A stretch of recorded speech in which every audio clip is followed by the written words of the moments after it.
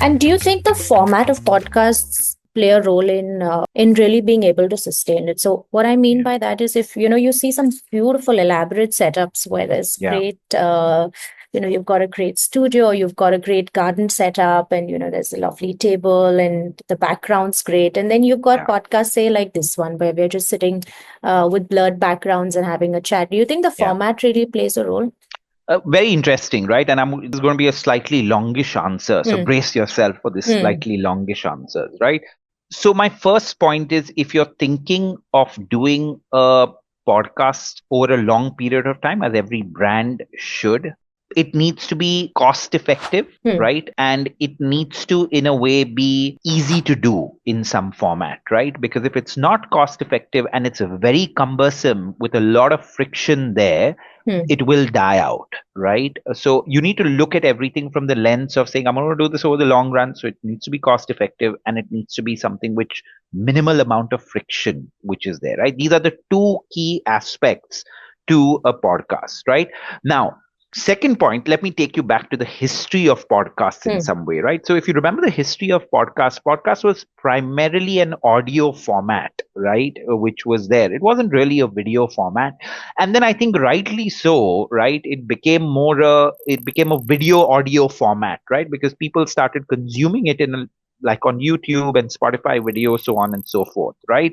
And because human beings, of course, are visual creatures, right? And we like seeing the visual. Hmm. But Rosh, if you look at the most popular business podcasts, Hmm. right, all over the world, they're all virtually shot, right? Which means look at the All In podcast, right? Yeah. There's no big production which is there. It's just four or five people getting on a call exactly like this and having a robust, interesting, useful, informative discussion, right? Yeah. That's what they're doing. And that's what people are loving. And that's why it's one of the best business podcasts that is there. If you look at My First Million, I love that podcast. I think the two hosts there are like amazing. They do a fantastic job. Virtual podcast, right? They're Hmm. sitting exactly like the two of us are, and they're having a great discussion on something which is really useful for people, right? And therefore, when it comes to brands and corporate podcasts, we typically say go virtual as far as possible, right? Hmm. Now, why is that? It's easy for you to do. Just get on a Zoom call or whatever software that we'd use. Get on one of those calls. Easy. We're used to it, right? That's number one. Number two, guests are much more comfortable, right? Coming on a Zoom call or doing a virtual one because they do so many meetings on it, right? Versus the Right. physical setup being done, right? Number three, both from the point of view of the host and the guest, right? They don't need to disrupt their entire day, right? Yes. To do it, right? They don't need to do that, right? It's just 1 hour from their day that they can do between meetings, right? So it's so much more convenient for the guest. Number four, there is no travel involved, right? So if you're going to do a physical format, you're essentially saying that I can call people only from my city, or then I'm going to have to travel for the podcast. And sometimes both of those things are not possible, right? Yeah. So that's why virtual podcast really answers all of those. It's going to be more cost effective than doing it in person.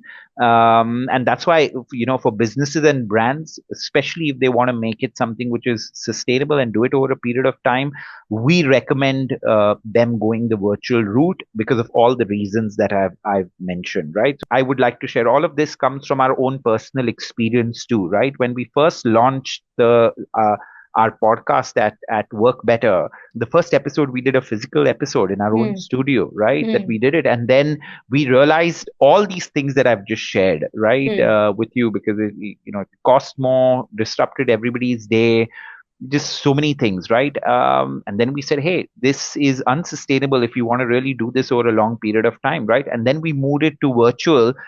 Everything became so much easier, right? Yeah. For the guests, for us, for everyone, and had the exact same impact that we wanted to have, right? So yeah, and I have just, by the way, nothing against somebody doing elaborate sets and stuff like that, right? Hmm. Tomorrow, Hmm.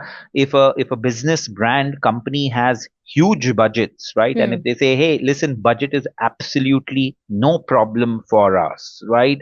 But we want to do it in person, well, Yeah. great. Then you Yeah. should do it in person, right? Because Yeah. then what you're essentially saying is, that you'll spend so much more on just every element, flying a Yeah. guest in from wherever or flying yourself out when required, the camera, the crew, just about Hmm. Hmm. everything. If a brand has unlimited budget, I would still not recommend it, but Hmm. okay, then We you can should get go it done. about doing it. But then what happens is brands will also start looking for saying that, hey, what am I getting as a result of this thing, right? I Hmm. spend so much money of it, but Hmm. I'm only getting so many views, right? And then it Hmm. becomes a very short term Hmm. engagement, right? Because Right. most brands will look for an ROI on what they're doing. And if you're going to spend so much money, you're not going to get that ROI immediately, because the ROI on podcasts is a more long term ROI that you get, right?